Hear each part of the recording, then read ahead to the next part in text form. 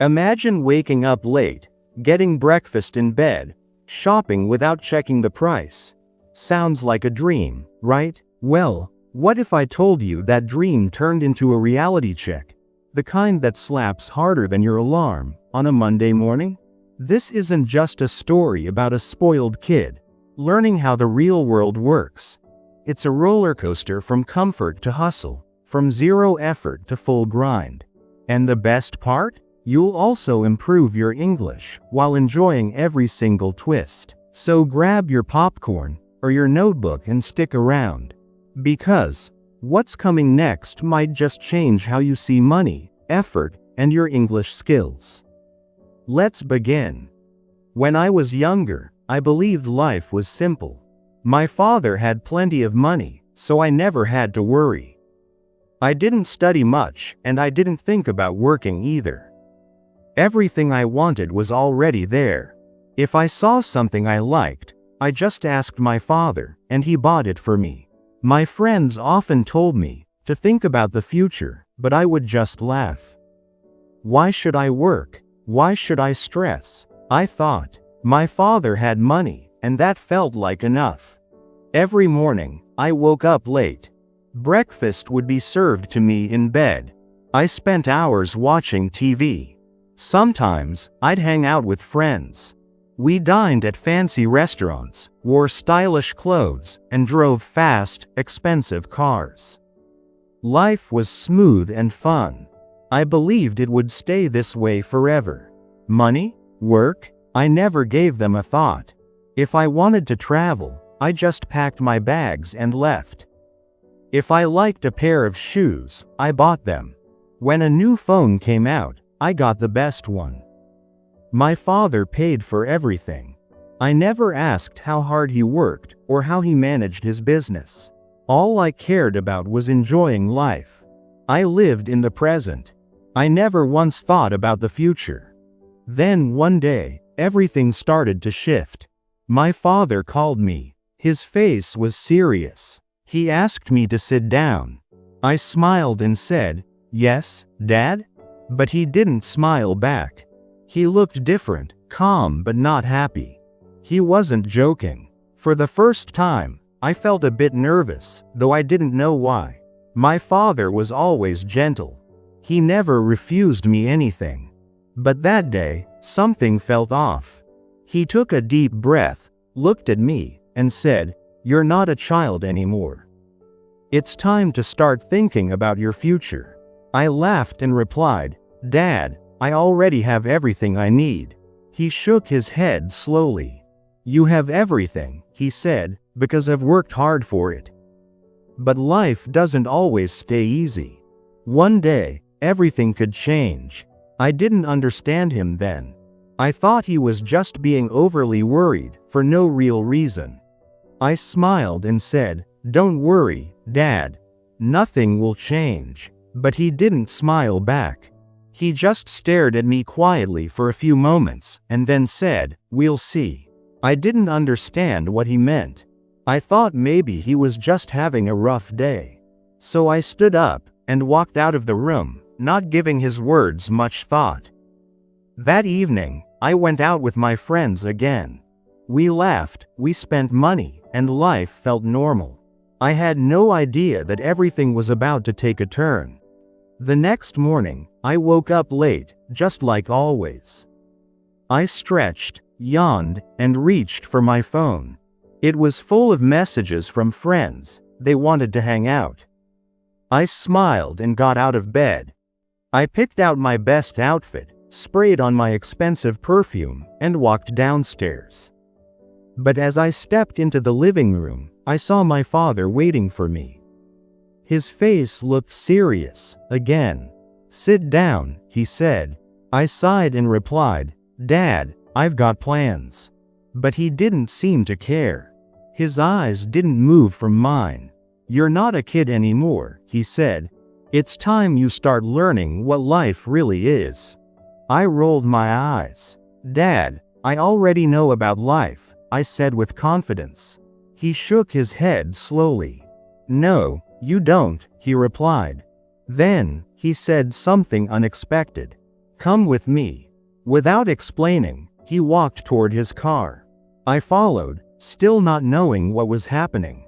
I sat beside him as he started driving, and not a single word was spoken.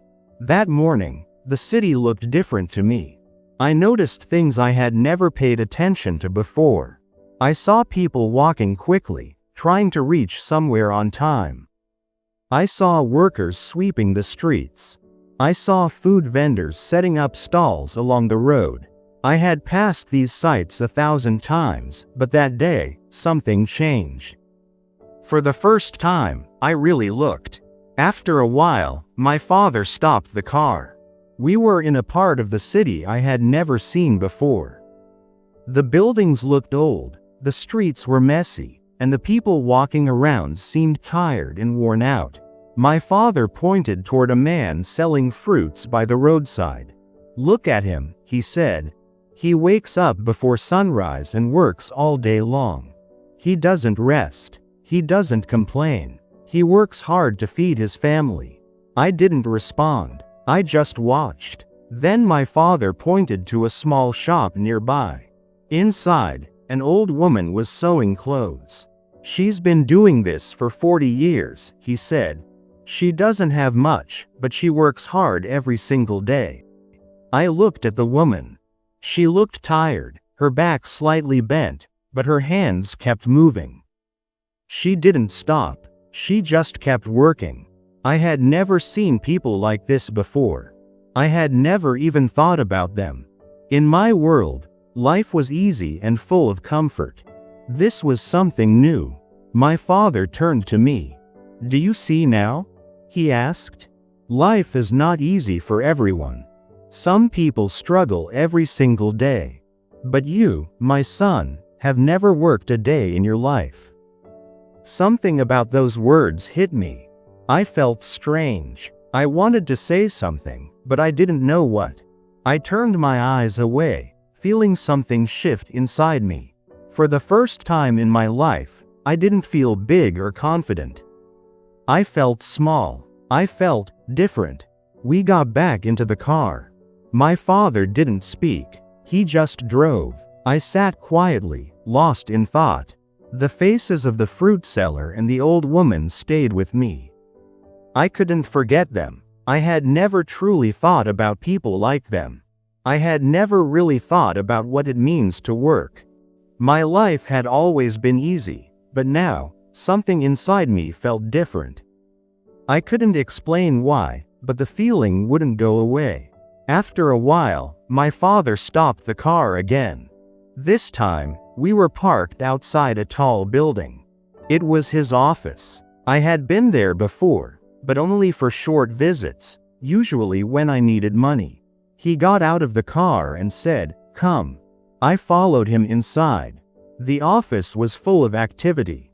People moved quickly. Phones were ringing nonstop, papers were stacked on desks, and everyone seemed busy. My father led me to his personal office. He sat down and looked at me seriously. "Do you know what I do every day?" he asked. I shrugged. "You work," I said casually. He nodded. "Yes. But do you understand how hard I work?" I didn't answer. I stayed silent. He went on, "I wake up early. I make big decisions. I solve problems. I manage this entire company. And I do it all for you." I looked around the room. For the first time, I really noticed the people working. Some were on phone calls, others were typing reports, and many looked tired or stressed. Before today, I had only seen the money my father gave me. I never stopped to think about how he earned it. Something heavy started to grow inside me. It was guilt. Then my father pulled out a small notebook and handed it to me. "Starting tomorrow, you will work here," he said. I laughed, surprised. "Me? Work?" He didn't laugh back. "Yes. You'll start from the bottom. You will learn." I was shocked. "But I don't need to work," I said. He shook his head. "You do. Because one day, I won't be here. And then what will you do?" I had no answer. I had never imagined life without him. I had never thought about the future at all. I had always focused only on my own comfort. But now, there was no way around it. My father had made up his mind. Tomorrow, my life would take a new turn. Tomorrow, for the first time ever, I would start working. But my father didn't take me to his big office like I expected. Instead, we walked to a small room tucked away in a corner of the building. Inside, there were several desks lined up, and people were working silently on their computers. A serious-looking man wearing glasses came toward us. "This is Mr. William," my father said. "You'll be working under him." Then, without another word, he left. Mr. William glanced at me and said, "Come with me." He walked quickly, and I hurried to keep up. He led me to a small desk and pulled out a chair. "You'll be working here," he said. Then he dropped a tall stack of papers in front of me. "Check all these. Look at the numbers. Find the mistakes. Mark them." I stared at the pile. It looked endless. "All of them?" I asked. Mr. William nodded. "Yes. And be quick." So I sat down and got to work. At first, it seemed simple enough, just numbers and checking for errors. But after an hour, my head began to ache. The numbers started to blur. My eyes felt heavy. I wanted to take a break, to stretch, to relax, but I couldn't. Everyone around me was busy. No one was chatting, no one was resting. This wasn't like my old life. This wasn't comfort. This was work. By the time lunch arrived, I felt completely drained. I opened my lunch bag. Just a simple meal. No gourmet food, no fancy drinks. I sat quietly and ate. I looked around. The other workers ate fast, not wasting time. Then, without delay, they returned to their desks. There were no long breaks, no casual conversations, no laughter. Just work. I missed my old life. I missed the freedom, the comfort, and the fun. But along with that longing, I also started to feel something new, something unfamiliar. I felt respect. These people around me worked hard every single day, and now, I was one of them. The afternoon was even tougher. My back ached from sitting so long, and my hands were sore from all the writing. I wanted to stop. I wanted to go home. But I couldn't. Mr. William walked over to my desk. He looked at my work closely. Then he said, "There are mistakes. Do it again." I sighed. For a moment, I wanted to complain. I wanted to say it was good enough. But I didn't. I just nodded and started all over again. By the time the day finally ended, I was completely drained. But deep inside, I felt something new. Something had shifted. For the first time, I understood the meaning of hard work. For the first time, I realized money isn't easy to earn. As I stepped out of the office, I saw my father waiting by the car. He didn't ask how my day went. He just smiled. And for the first time in my life, I smiled back. Not because everything was easy, but because this time, I had earned that smile. The next morning, I woke up early again. My body was sore, my hands were stiff. I had never felt like this before. I wanted to stay in bed. But I knew I couldn't. I had work to do. I got dressed and went downstairs. My father was already at the table. He looked at me and gave a small nod. "Good," he said. Just one word, but it meant everything. For the first time, it felt like he was proud. When I reached the office, Mr. William was already there. He didn't smile. "You were slow yesterday," he said. "Today, work faster." I wanted to reply, but I didn't. I simply took my seat. Once again, the same stack of papers waited for me. The same numbers, the same task. My head still throbbed, my back still hurt. But I worked. I didn't stop. And by noon, I had finished my task. Mr. William checked my work again. This time, he found fewer mistakes. Better, he said.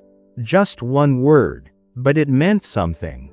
It felt better than buying expensive things. Better than wasting hours doing nothing with friends. It felt real, like I had actually earned something. I had never felt this way before. I had never cared about work. But now, I did. During lunch, I sat with the other workers. They talked about their families, shared their struggles, laughed at small jokes, and ate quickly before heading back to work. I listened quietly. I had never paid attention to people like them before. I never thought about their lives or what they went through. But now, I was sitting beside them. I was one of them. The afternoon was tough. Mr. William placed more papers on my desk. "Let's see if you can handle this," he said.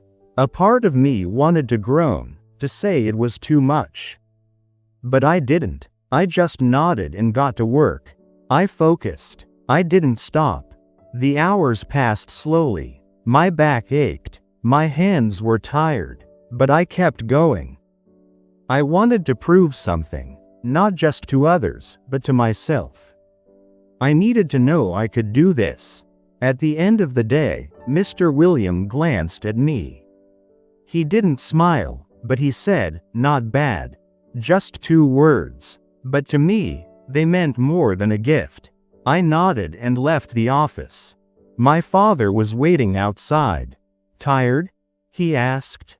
I nodded again. He smiled. "Good," he said. In that moment, I understood. I understood why he brought me here. Why he made me work. And for the first time, I didn't want to escape. I didn't want to run from work. I wanted to learn more. Days passed. Then weeks. Then months. I came to the office every day. At first, it was painful. My body hurt. My mind felt heavy. But slowly, I got better. I made fewer mistakes. I worked faster. Mr. Williams still didn't smile, but he stopped complaining. Sometimes, he even said, "Good job." And those 2 words? They felt better than any expensive gift I had ever received. I began to understand money, not just how to spend it, but how hard it is to earn it. Before, I only knew how to use money. Now, I saw what it truly meant. I watched my father closely. I saw him making tough decisions, solving big problems, and handling a company with calm strength. I had never respected his work before. I thought he just had money. But now, I saw the truth. He created it. He built everything with his own hands. One evening, he called me into his office. He looked at me quietly for a few seconds. Then he said, "You've changed." I didn't know how to respond. He continued, "At first, you were lazy. You didn't care about work. But now you understand." I nodded. He was right. I was no longer the same boy who used to waste time. Something in me had changed. I felt stronger, more responsible. And then, he did something unexpected. He pulled out a small key and placed it in my hand. "This is your office," he said. I was stunned. "My office?" I asked. He nodded. "You're ready for more responsibility. You've earned it. It's time for the next step." I held the key tightly. It was small, but it felt heavy. It wasn't just metal, it was trust. The next day, I moved into my new office. It wasn't big, but it was mine. I had my own desk, my own chair, my own tasks. I was no longer just a worker, I was learning to lead. It wasn't easy. I still made mistakes. There were bad days, stressful days, but I didn't give up. I kept going. I kept learning. I wanted to be like my father, not just a man with money, but a man who builds something meaningful. Now when I look back, I smile at the person I used to be. I thought life was easy. I thought money just appeared. But I was wrong. Life is effort. Life is learning. Life is about building something with your own hands. My father showed me that. And now, I'm ready for the future. Not because I have money, but because I know how to earn it. So this was the story. If you enjoyed this story, hit the like button. Leave a comment telling us which part of the story hit you the most. And if you've ever experienced a big change in your life too. And hey, don't forget to subscribe to the channel. Or next time, when we drop a new story, you'll be left out like that office where the bell rings, but no one answers. This channel is not just about stories. It's your partner in improving English with a twist of real-life lessons. So, hit that subscribe button, keep learning, and let's grow together.